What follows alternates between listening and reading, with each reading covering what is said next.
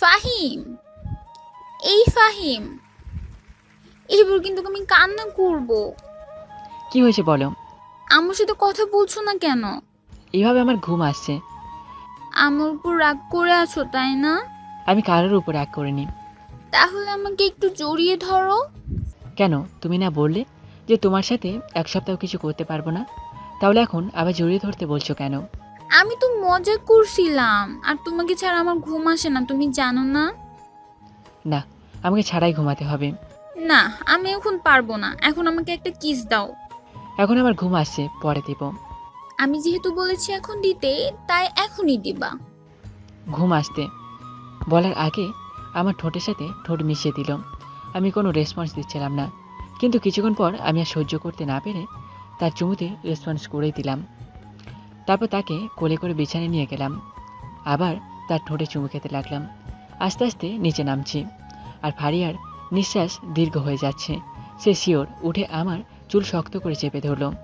সারা দুজনেই ভালোবাসার সমুদ্রে ডুবেছিলাম। সকালে ঘুম ভাঙলো, দেখি ফারিয়া আমার বুকের মধ্যে মাথা রেখে শুয়ে আছে। তাকে এভাবে দেখতে অনেক সুন্দর লাগছিল।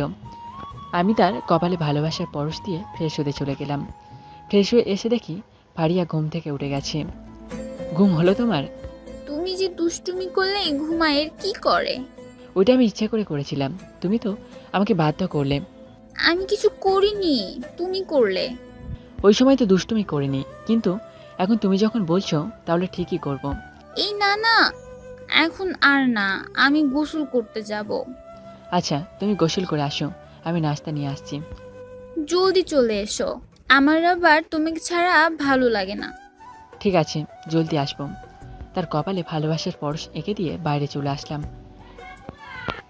রাস্তা দিয়ে হাঁটছি, হঠাৎ কে যেন ওকে পিছন থেকে ডাক দিল। আমি পিছনে গিয়ে অবাক। দিশা, তুই এখানে কি করছিস? আপনাকে কখন থেকে ডাকছি, কিন্তু আপনি তো শুনছেনই না। ও সরি, কিন্তু তুমি এখানে কি করছো? আমি এখানে আমার ফ্রেন্ডদের সাথে ঘুরতে আসছি। আপনাকে দেখলাম তাই ডাক দিলাম। ও, তো কেমন আছো? এই তো আছি ভালোই, কিন্তু আপনি আমাকে মিথ্যা বলে চলে আসলেন কেন? আসলে ওই সময় তোমার ওইসব শুধু মোহ ছিল। আমি আপনাকে সত্যি ভালোবাসতাম। দিশা, ওইটা আমার ভালোবাসা ছিল না, আর আমি তোমাকে না, ফারিয়াকে ভালোবাসি। তাহলে আমাকে মিথ্যা বলে চলে আসলেন কেন? ওই সময় তোমার মাথায় ভূত উঠে গিয়েছিল, আর তোমার পরীক্ষা খারাপ না হয় তাই ওইটা বলেছিলাম। হুম, আমি বুঝতে পারছি। আচ্ছা, আপনি কেমন আছেন? আমি ভালো আছি। আপনি জানেন, আপনারা দুজন পালিয়ে আসার পরে ফারিয়া আপুর বাবা আপনাদের কত খুঁজেছিল। সব জায়গায়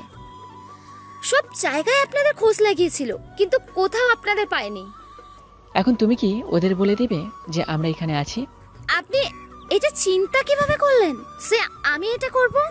আর আমি সব সময় চাই আপনি ভালো থাকেন। আচ্ছা তিশা, আমি এখন যাই, আমার একটু কাজ আছে।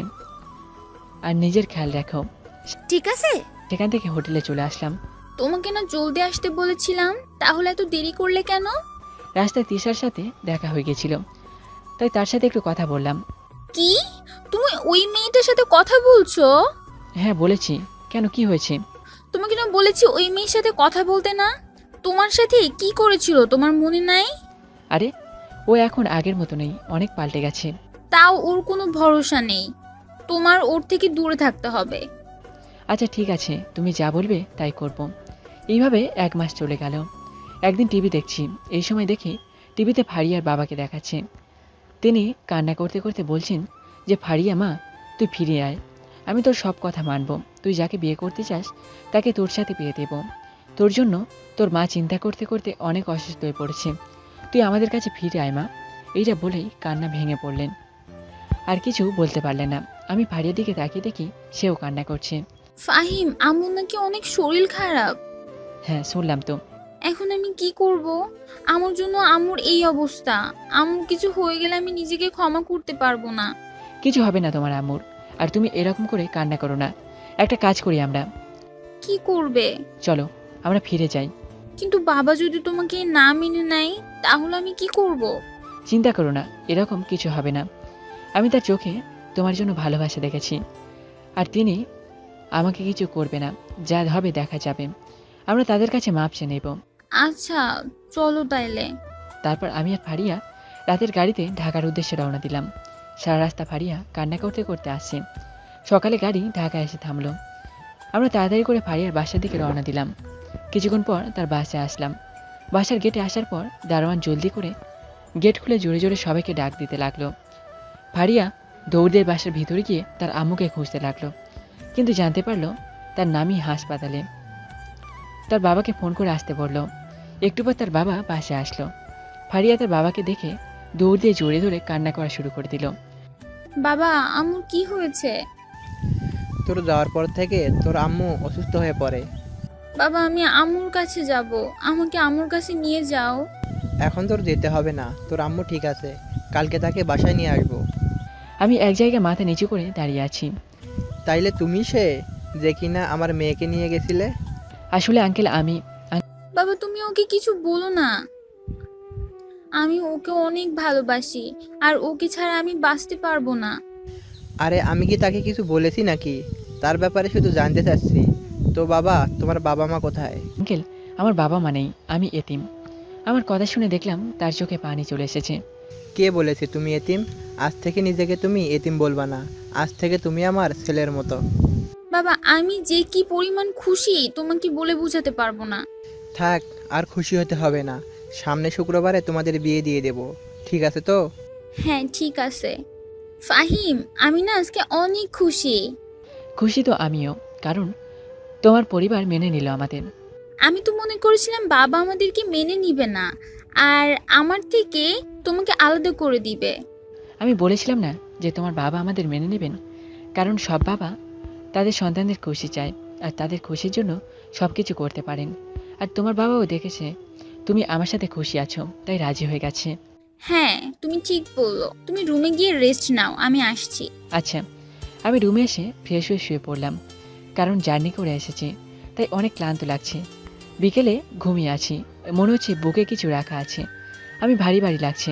চোখ খুলে দেখি ফারিয়া আমার বুকের উপর শুয়ে আছে। চুলগুলো ঘুমের মধ্যে আঁকাবাঁকা হয়ে আছে। আমি তার চুলগুলো ঠিক করে দিলাম, আর সাথে সাথে ফারিয়া জেগে উঠল। ঘুম হয়েছে তোমার? হ্যাঁ হয়েছে, কিন্তু তুমি কখন আসলে?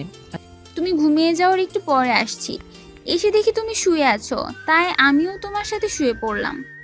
আচ্ছা এখন উঠে ফ্রেশ হয়ে আসো। আচ্ছা, আমি ফ্রেশ হয়ে এসে ফারিয়ার সাথে গল্প করতে লাগলাম। ফাহিম সামনের শুক্রবারে তো আমাদের বিয়ে, তাই না? হ্যাঁ।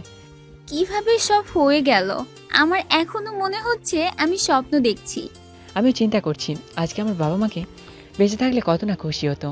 আমিও তো জানি না যে তারা দেখতে কেমন, কিন্তু আমি সবসময় তাদের মনের ভিতর অনুভব করি আমার বাবা মা থাকলে তারা আমাকে কত না আদর যত্ন করত, তার ছেলের বউকে অনেক স্নেহ করত। ফারিয়া আমাকে ছেড়ে কখনো যাবে না তো? চোখে পানি ভরে এলো। হুম। আমি তো আছি তোমার সাথে, আর আমি তোমাকে ছেড়ে কখনো যাব না। তোমাকে অনেক ভালোবাসবো, আর আমার বাবা মাকে আজকে থেকে তোমার নিজের বাবা মা মনে করবে। আচ্ছা তুমি বিয়েতে তোমার বন্ধু বা অন্য কাউকে দাওয়াত দিবা না? মামা মামি তো আছেন, কিন্তু তাদের দাওয়াত দেওয়া যাবে না। হ্যাঁ, আমার 12টা বন্ধু আছে, তাদের দিয়ে হবে। আমি কালকে দিয়ে আসবো। আচ্ছা এখন চলো খাবার খেতে যাই। খাবার খেয়ে এসে মোবাইলটা চালু করলাম। আজকে অনেকদিন পরে মোবাইলটা চালু করলাম। এবিতে ঢুকে দেখি অনেক মেসেজ এসে গেছে, সবই রিপ্লাই দিলাম। তারপর একটু লেখালেখি করলাম। আমি আবার মোটামুটি গল্প লিখতে পারি, আগে লিখতাম না, কিন্তু ফারিয়া মোবাইল দেওয়ার পর থেকে একটু লিখি। আর অনেক দিন ধরে লেখা হয় না, তাই আজকে একটু লিখলাম। ফারিয়া রুমে এসে দেখে আমি মোবাইল নিয়ে বসে আছি, আমার বুকের উপর মাথা রেখে শুয়ে আছে, আর আমি লিখছি। কি করছো মোবাইলে? একটু কাজ করছি। দেখি কি করছো তুমি, দেখি আবার গল্পও লিখতে পারো। এই তো মোটামুটি লেখি আর কি, কিন্তু ভালো হয় কি না জানি না। আমার তো পড়ে ভালো লাগলো। ধন্যবাদ। আচ্ছা এখন এইসব রাখো, কালকে করে নিও। এখন আমি তোমার বুকে ঘুমাবো। আমার বুক কি তোমার বালিশ যে ঘুমাবে? হ্যাঁ এটা আমার বালিশ, আর আমি আজকে থেকে এইটাতেই ঘুমাবো, আর তুমি কিছু বলতে পারবা না। ও মা, আপনার শরীর আর তুমি অধিকার খাটাবে, এই তো ঠিক নয়। তুমি তো আমারই, আর তোমার সব জিনিসের উপর আমার অধিকার আছে। এখন ঘুমাতে দাও। তারপর ফারিয়া আমাকে জড়িয়ে ধরে আমার বুকের ওপর শুয়ে পড়ল, আর আমিও ওকে জড়িয়ে ঘুমের দেশে বাড়ি দিলাম। সকালে কে যেন আমার মুখে হালকা পানি ছিটে দিচ্ছিল, তাই ঘুম ভেঙে গেল। চোখ খুলে দেখি ফারিয়া তার ভিজা চুল আমার মুখের উপর দিয়ে রেখেছে। আমি তাকে টান দিয়ে আমার বুকের উপর নিয়ে আসলাম। এই, বিয়ের আগে কোনো দুষ্টুমি করবা না। কেন, তুমি কিছু করলে ঠিক আর আমি কিছু করলে অন্যায়? এটা কেমন বিচার? হ্যাঁ, এইটাই। আমার যা মন চায় আমি করতে পারবো, কিন্তু তুমি করতে পারবে না। আজকে এটা হবে না। দেখো এখন কি করি। কি করবে? তোমাকে না বলছি বিয়ের আগে কোনো দুষ্টুমি করবে না, তাহলে এইটা কেন করলে? আমি আমার বউকে করেছি, তোমার কি? এই না, দাঁড়াও, তোমাকে দেখাচ্ছি মজা। আরে কি করেছো? এখন আর থামলে কিন্তু আবার কিস করে দেবো তোমাকে। এই না না। আমি উঠে ফ্রেশ হয়ে নিচে গেলাম নাস্তা করতে। টেবিলে বসার পর ফারিয়া আমাকে নাস্তা এনে দিল। তোমার আম্মু কখন আসবে ফারিয়া? জানি না, বাবাকে ফোন করে নি। আচ্ছা, একটু বাইরে যাচ্ছি, একটু কাজ আছে আমার। কোথায় যাচ্ছ তুমি? আমার কিছু বন্ধুকে আমাদের বিয়ের দাওয়াত দিতে হবে। আচ্ছা, জলদি এসো। ঠিক আছে। আমি বাসা থেকে বের হয়ে মেসের দিকে রওনা দিলাম। আজকে অনেক দিন পর মাইনের সাথে দেখা হবে, অনেক খুশি লাগছে। মেসের ভিতরে গিয়ে দেখি মাইন পিছন থেকে জড়িয়ে ধরলাম। আরে দোস্ত, আমি। কিন্তু তুই এখানে কি করে? আরে ফারিয়ার বাবা। তারপর তাকে সব বললাম। দোস্ত, আজকে আমি অনেক খুশি।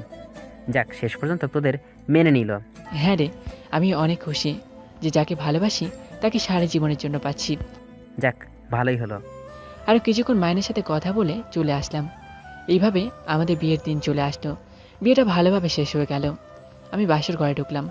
ফারিয়া দেখি মাথার উপর বড় একটা ঘোমটা দিয়ে বসে আছে। আমি গিয়ে তার ঘোমটাটা উঠালাম। বাব্বা, আজকে আমার জানকে দেখতে তো অনেক সুন্দর লাগছে। এইভাবে বলো না, আমার অনেক লজ্জা লাগছে। ও তাই? কিন্তু এত লজ্জা পেলে কিভাবে হবে? আর কিছু বলার আগে ফারিয়া আমার ঠোঁট আর তার ঠোঁট চেপে ধরলো। তারপর দুজনে হারিয়ে গেলাম ভালোবাসার সাগরে। এইভাবে চলতে থাকলো আমাদের দিনগুলো। আমি এখন ফারিয়ার বাবার মাধ্যমে পুলিশে চাকরি পেয়েছি। আরেকটি ভালোবাসার গল্প শেষ হয়ে গেল।